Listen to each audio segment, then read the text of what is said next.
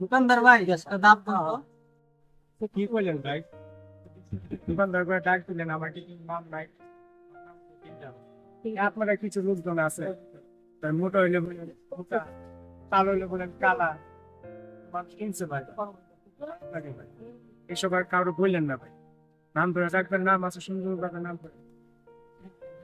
ঠিক আছে ভাই, আমার ভুল হয়ে গেছে। আমি আর কখনো কমবো না কাউকে, কখনো কাউকে ভেঙাবো না। আমার একটা ডাব দেন।